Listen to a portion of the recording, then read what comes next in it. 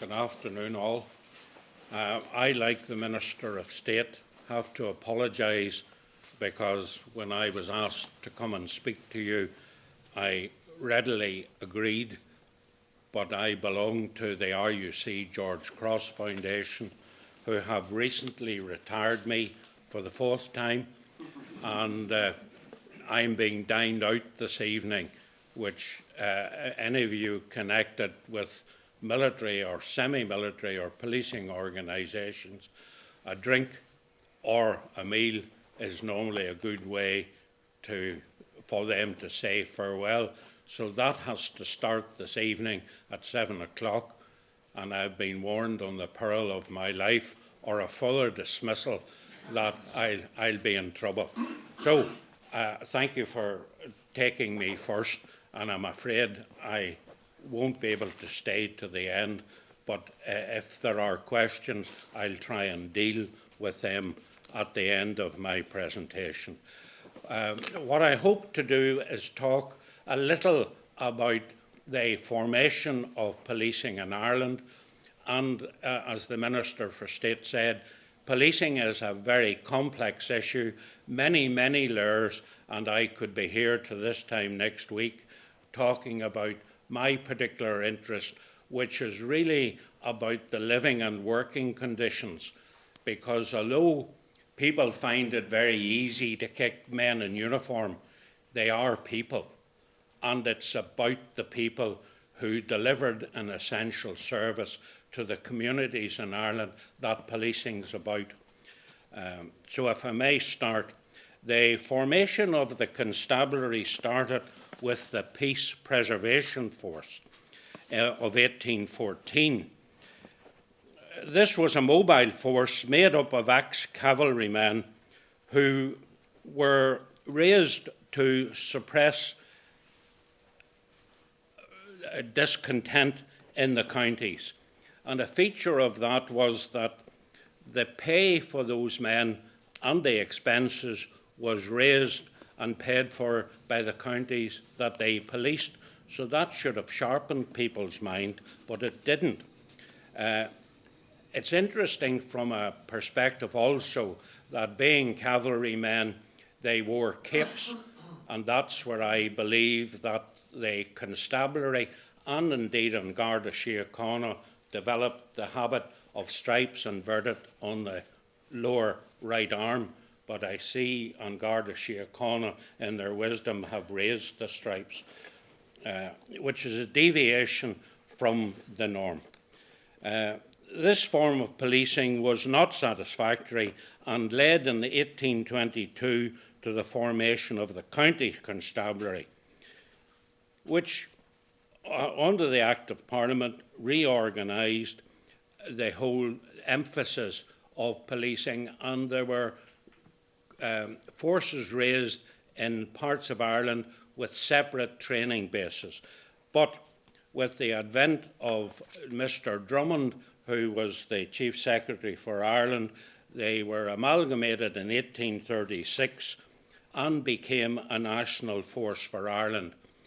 They were housed under a new management structure at Phoenix Park, which until recently was also the training centre and headquarters for Garda Síochána. And this was a very novel building, specifically built to train and house the men, because they were all men, sorry ladies. The RUC formed the ladies in 1943, considerably after the period.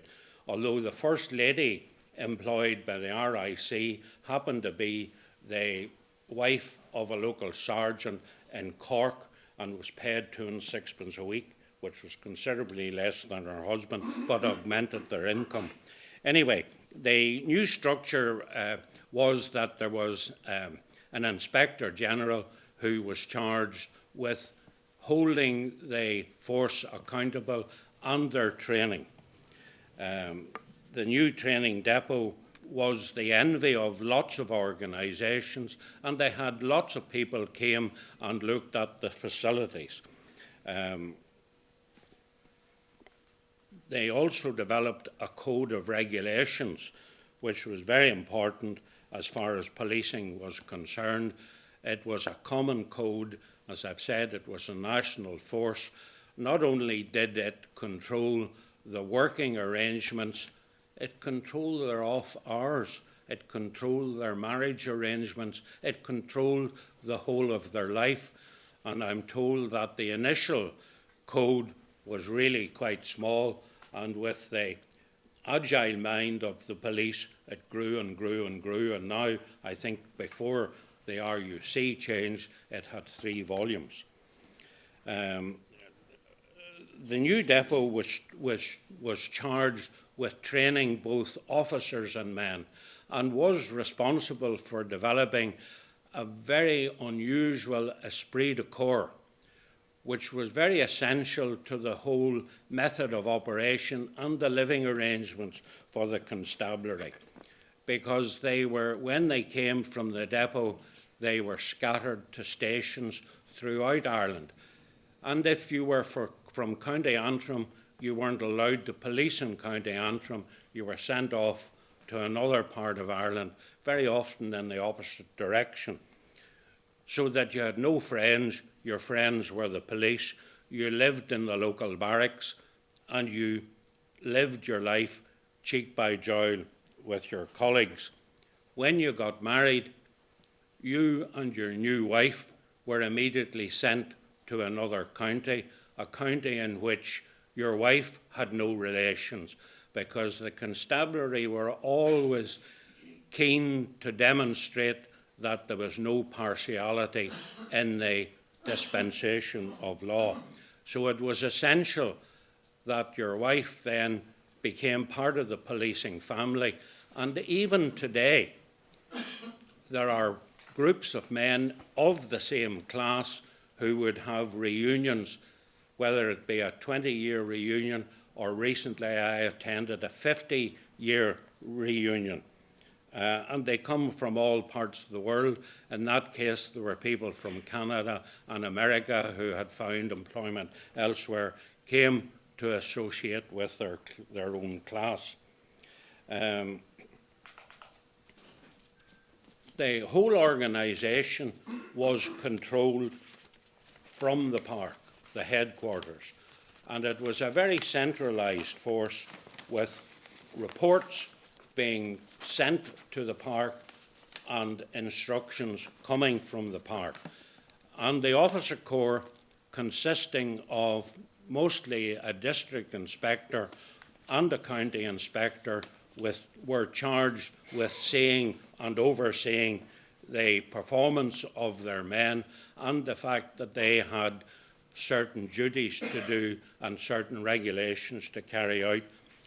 Very centralised, with headquarters very much at the park.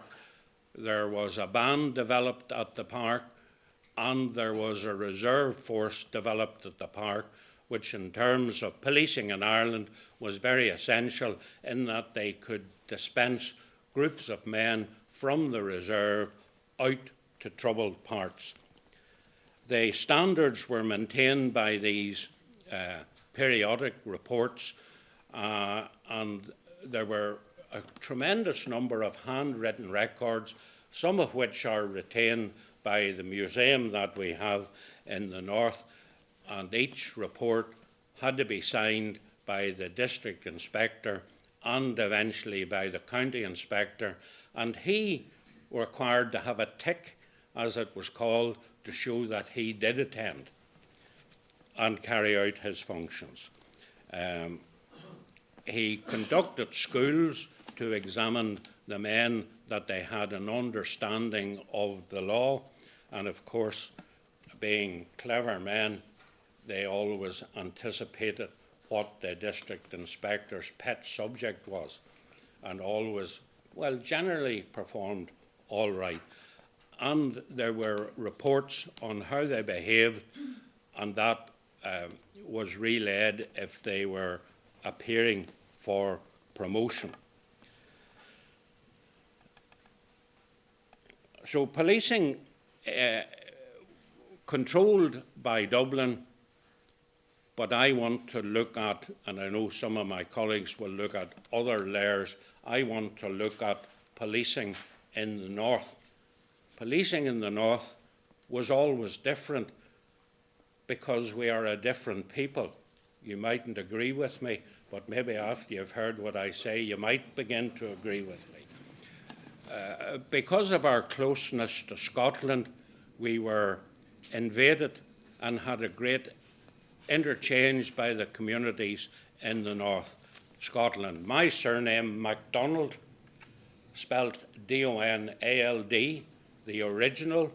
Some of the people in County Antrim, which were part of my clan, are MacDonnells, but they're the lesser breed. We controlled the Western Isles, and unlike many Scots people, my forebears came not as planted people, but we came as gallowglass to help the Irish fight when you couldn't quite hack it. And therefore, if you look at the map of Ireland from Fairhead and Antrim to Mizenhead and Cork, you will find groups of MacDonalds stretched right down the island, normally at the sites of battles where the gallowglass wade in and help win or lose a local battle. They invariably met some of the local ladies and married them, and the ladies generally didn't want to leave their mammies, so the men stayed, and you have this right the way down. So I have MacDonalds who are friends of mine, but not related, other than when you go right the way back. So this, we are, I think, 12 miles from Cushendun in County Antrim to across to Scotland, and that very closeness led to some great strengths in our communities, but also has led to some great weaknesses. And really what made policing different in the north was sectarianism. And I will begin to trace the basis of my view of how that developed in Ireland. And we go right the way back to 1607. People are quite keen in Ireland in quoting dates. 1916, the period of remembrance. 1922, the formation of An Garda Síochána and the RUC. The nearest date that's important to me, apart from 1607, is 1608. Does anybody know what the importance of 1608 is? It's the granting of the first license to Bushmills Distillery for the production of good Irish whiskey. Very important. 1607 was really the flight of the Earls. There are many theories about why they left, but they did go, and the end of Gaelic Ireland was upon us. The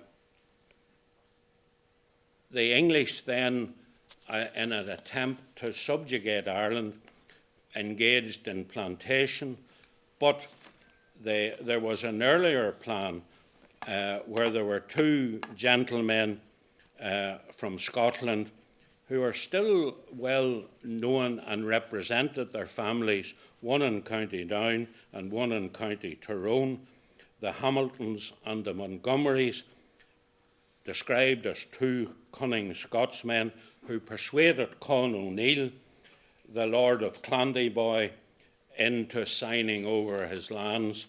The poor man rather liked the Escabaha and was a victim, and he signed over. O'Neill has been described as drunken, dissolute, and ignorant of English law, and had committed a minor offence, but was persuaded that that could lead to hanging if he didn't sign over. So he signed over his lands, which extended from County Antrim to County Down, and he, in fact, died later and is buried in an unmarked grave near Hollywood. The new lords of Clandeboy then brought in, because they were Scotsmen, brought in tenants from Scotland and divided out the land. But if Montgomery and Hamilton were far from being scrupulous in their business methods, they, according to some historians, were able and energetic colonisers. Their lands were waste and depopulated when they took possession, but they soon flourished, and they brought in stock, they planted, they built houses, they developed towns, and they brought in their strong Protestant ethic into the north. And within a generation, both countries had been transformed in population and in the way of life. In short, we were in the north an extension of the Scottish townlands. The religious outlook of these people was mainly Calvinists. They brought with them ministers of their own faith and formed communities that eventually evolved into the Presbyterian Church in Ireland. And I hope I don't offend some of my Presbyterian brethren, but they always say when the Presbyterians gather, the first thing they do is they form the First Presbyterian Church, the Second Presbyterian Church, and subdivide it as far as they can. 200 years later, in the 1790s, a town built by trade and industry that was Belfast. Industry mostly created and managed by the settlers. And indeed, the political movement that linked Antrim and Down with the republics in France and in the United States, because these Presbyterians had their own minds made up. And they, for example, with the French Revolution, they celebrated the French Revolution and toasted to Lafayette and others. And they studied Paine's the great book, The Rights of Man. These Presbyterian Ulstermen formed very largely the Society of United Irishmen, and in the 1798 rebellion fought alongside their Catholic neighbours for national independence and political democracy. Their heroism in the rising is a matter of history. Their martyrs included merchants from Belfast, farmers from Antrim and Down, and their own clergymen. Altogether, 30 Presbyterian ministers were accused of taking part in the rebellion. 3 were hanged, 5 fled either to America or to France, and at least 7 were sent to prison, and 4 were transported into exile to the penal settlements. In Belfast, 6 of the Presbyterian rebel leaders, including Henry Joy McCracken, was the best known of them all, were executed. Yet within 2 generations following the 98, the majority of people in Ulster had completely abandoned their revolutionary principles. They embraced the politics of the Tory and developed a deep-rooted antipathy towards their Catholic neighbours. This transformation of an entire population is one of the most disturbing facts for me in Irish history. The change, however, didn't come suddenly. For many years, the rebellion in Belfast prior to the rebellion remained a liberal town until as late as 1830. There was enough goodwill and friendliness between Catholics and Protestants to astonish even the most enlightened ecumenist today. And to illustrate this, in 1784, when Father Hugh O'Donnell, an Irish Catholic priest, educated in Salamanca, built Belfast's first Catholic church in St. Mary's Chapel Lane, the Catholics numbered a mere 1,300 out of a total of 15,000 citizens. But the Protestants overwhelmed O'Donnell with their generous subscriptions to his building fund. William Bristow, Episcopalian vicar of Belfast, paid for the pulpit in St. Mary's out of his own pocket. The day when St. Mary's was opened, Sunday the 30th of May 1784, was long remembered in Belfast. Captain Waddell Cunningham, an officer in the Irish Volunteers, arranged a parade of his own men in full uniform, and when Father O'Donnell arrived to say Mass, they formed into a guard of honour for his reception. At least half of the congregation in church that morning were Protestants. A few days later, Father O'Donnell thanked many of his Protestant and Presbyterian friends in a letter to Tyndall's Mercury, one of the local newspapers. The RC congregation of Belfast returned their grateful acknowledgement to Belfast First Volunteers, to the Belfast Volunteer Company, and to the inhabitants of Large for so generously enabling them to erect a handsome edifice for the celebration of their divine service.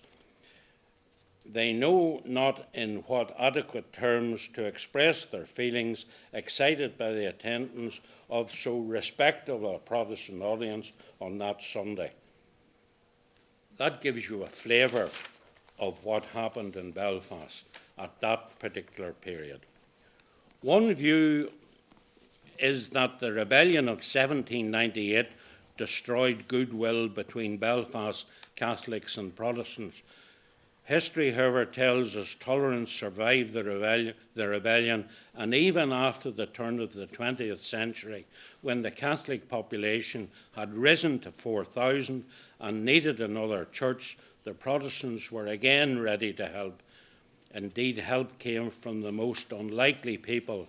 Lord Donegal, who was the great landlord of Belfast, owned the land on which Belfast was built, leased to Father O'Donnell a site in Upper Donegal Street, where the second church, St. Patrick's, was built. And St. Patrick's Church, for those of you who read about the North, is now a flashpoint. Even more surprising, Lord Castlereagh, deadly enemy of the Republicans, an instigator of an Act of Parliament which abolished Ireland's own Parliament, gave 100 guineas towards the fund for building the new church. In 1812, Hugh O'Donnell retired from parish work and handed over his responsibilities to Father William Crawley, a Maynooth professor, who completed the building of St. Patrick's. In 1825, when Crawley was appointed Bishop of Down and Connor, the Protestants of Belfast rejoiced. The new bishop gave a dinner in Ward's Hotel, where the company invited to join him consisted of 250 gentlemen, including nearly all the principal merchants and ministers of Belfast. A few days later, the same Protestant gentlemen, returning the compliment, invited Bishop Crawley to be their guest. It appears it was reported to have been the last public evidence of liberalism once characteristic of Belfast. You may find that strange, but that's what was reported, but which was already on the wane before the forces of reaction. There is, however, one further incident worth mentioning. In 1831, when the small Catholic community in Ballymacarrat in the east of the city, beyond the River Lagan, opened their new church, St. Matthew's, many of the local Protestants attended the first Mass and subscribed generously to the funds. St. Matthew's is now in East Belfast, another flashpoint. A few years before this, the committee of the Belfast Charitable Society had appointed two of its members, Robert Stevenson and James Mountford, to wait on some respectable Roman Catholics of their town in order to know why their congregation contributed nothing to the society, and to inform them that we make no distinction of religion in our distributions. It was for tolerance and liberalism, which was the best of the Northern Presbyterians sought to uphold in the dark days following the defeat of the United Irishmen, but they fought a losing battle. During the 1820s, the struggle for the soul of dissenting Ulster continued with great intensity within the Presbyterian Church. The Presbyterians then, as today, are the biggest religious denomination outside the RCs. Uninfluenced by the Orange Orders, as they were in 98, and allied to their Catholic countrymen, they could have transformed Ulster, if not the whole of Ireland. There were two, again, divisions in Presbyterianism. The difference on the surface seemed to be ideological. Two men, Henry Cooke and Henry Montgomery, were the leading people. Cooke insisted on strict discipline and conformity based on the total acceptance of the Westminster Confession of Faith, whereas Montgomery was an avowed liberal, and he rejected the Westminster Confession description of the Pope as the Antichrist. Behind these faith convictions, there was also a political struggle, and as a struggle continued for the leadership of the Presbyterians, Cooke was a Tory, and coming from the Calvinist wing, was ultra-conservative in outlook and inclination. Cooke feared and acted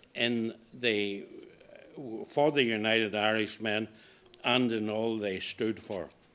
What happened in the end was the Calvinists won out, and in the tradition of the Presbyterians, the other man left and he founded the non-subscribing Presbyterian Church. Cooke became the leader of a group of young conservatives, ending the influence of liberals.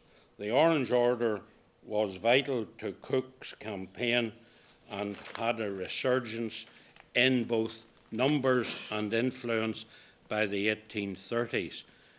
By allying himself to the landlord class as well as the working class, it formed a bulwark against liberalism. The stage now set for the long period of religious and persecution and sectarianism, with its place enshrined, particularly in Belfast, but did show in other parts, in other towns. T.J. Campbell wrote in his 50 Years of Ulster, Dr. Henry Cooke, in the first half of the 19th century, was the framer of sectarianism in the politics of Ulster. Before Cooke's day, sectarian riots were unknown in Belfast. All was changed, and there follow with great regularity riots in Belfast. Believe it or not, the first in 1835, 1857, 1864, 1886 and 1898, as well as others in 1843, 1880 and in 1884, and indeed continued right through from 69 to 2001, and indeed 2013 if you've been reading the press recently. The areas in which these riots occurred are those areas in which the riots currently contain: Sandy Row, Shankill, Brown Square, the Lower Falls, Brickfields was at the Lower Falls, Barrack Street and the Pound. Barrack Street still exists, the Pound only no longer exists. It was redeveloped. The people lived and worked in these areas, the start of divided communities, living separately, working separately. This is also against the pressure being built, increasing Catholic population. In 1784, Catholics numbered 1,300, as I've said, but by 1840 there were 70,000. So an increasing number, and if you think about it, small groups of people under pressure don't react particularly well. Around this time also the Catholic Church in Europe was experiencing a great renewal. The Jesuit order had been reconstituted, and following the French Revolution a large number of new saints were created. This major pressure was also felt in Northern Ireland, and Henry Cooke declared in his opposition that Catholics were greatly inferior in point of education. They are greatly inferior generally. They put up with less comfort, both in point of food and dress. Pressure on minorities does not bring out the best of our people. So in 1892, when Gladstone was preparing the second Home Rule Bill, again there was witnessed disorder. Catholic men in employment were driven out from their place of employment, in the shipyards particularly, and in the mills. This established a pattern which was repeated right through to today, or to 2001. As an indication of the extent of the trouble, in 1886, with both sides rioting, and the police, as usual, in the middle, 371 police officers were injured, 31 public houses were looted. For some 12 months, the courts dealt with compensation and 442 arrests which were made. I hop now to this year, 2013, with the demonstrations and the Parades Commission forbidding the Orange men returning to up the Crumlin Road. They were held up and on the Woodvale Road. There were 75 arrests, 70 officers were injured, and a week of rioting appeared. Both communities attacked each other, sometimes because of rumours caused by panic, sometimes because of exaggerated reports of rioting in the opposite community, but in my view, always because of pressure. And our problems is one of minorities, always conscious of the pressures of their position, and has this position changed today? In fact, it has been recurring and reported at the policing board this week. There were 689 officers injured in the last 9 months, and the costs associated with policing was £28 million. Are we really right in the head when everybody is so short of money that we can spend money like this? The only people who have benefited are those police officers who have managed to avoid hurt, and their overtime bill is enormous. I'm told that my colleagues in Garda Síochána, overtime is an unknown factor. If you're looking for a transfer, we're looking to recruit, think about it, but think well about it, because you're dealing with a different problem here. So we have had, indeed, from 1835 to 2013, 178 years of rioting. We haven't improved, and in spite of the fact that we should learn from history, I think we have all become captives of our history. We have even invited Mr. Haas, a former American diplomat, to try and help us with our problems, following the success they had with the peace talks that we had. But we're 15 years past that, and we really haven't learned. Our peace has improved, but is imperfect. And one lot blame the other lot. Provocation is high on the agenda, and if you look in County Tyrone a few weeks back, when the remnants of the Provisional IRA were demonstrating, if you looked at how they behaved and how their bands and hangers-on turned out in paramilitary uniform and flags flying, if they had changed to more flamboyant uniforms, they could have been Orange men. But at least the Orange men know how to march properly. They have a very peculiar shuffle. But yet, when the Orange Order or the Royal Black Preceptory paraded past St. Patrick's Church, Roman Catholic Church, they insisted, in spite of a ban of the Parades Commission, on playing the sash. And if you've ever heard one of the Orange bands, known locally as Kick the Pope bands, they hammer hell out of the drums. I mean, it is provocation, and I'm sorry my good friends in the Orange Order haven't had the backbone to discipline the bands, because the bands depend on the Orange Order for their income, and the Orange Order depend on the bands for providing the music. I use the term loosely. But they need to discipline them. There is an anti-feeling against the Parades Commission, because the Parades Commission set up a mixed group.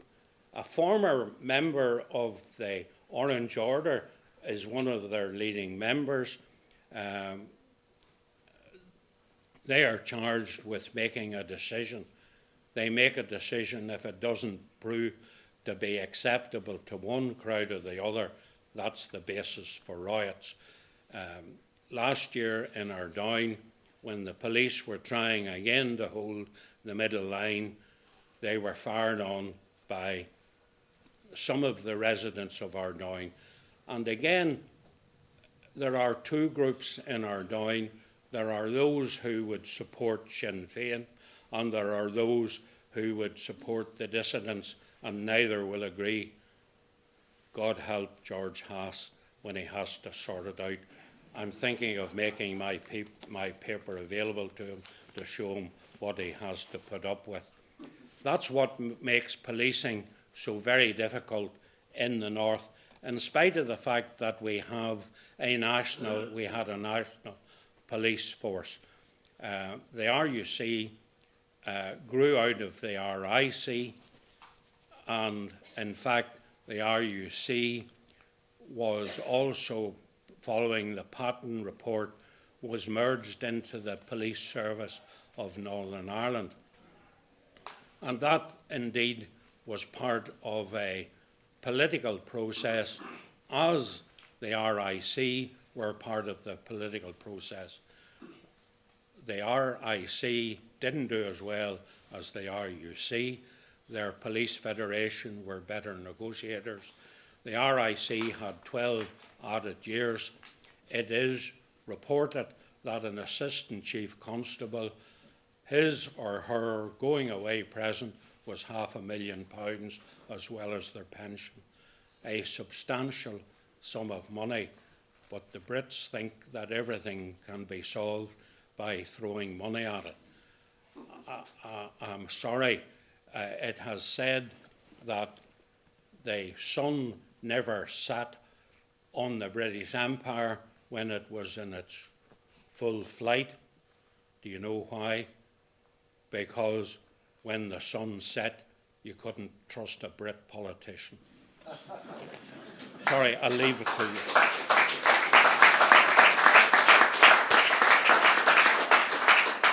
If you have any questions, I'll try and deal with them, but it'll be my view you will get. Internal records of communication in the RIC Yes, in the north of Ireland. yes, Is there some way of looking at them? yes. You can make... Jim Hurley, he told me, I was looking for some in Kew, and he told me that none existed. Well, it depends on what you're looking for. A lot of the records were transferred to Kew, and there are basic records of individual service. If they have had a good mark for good policing, or if they have been fined for whatever, the details of those sub-files isn't available. But there are many other records. If you ring the Police Museum at Brooklyn Knock, they will accommodate you. You have to make an appointment because you're in a very secure location, but they'll do their best to sort you out. Okay, thanks very much.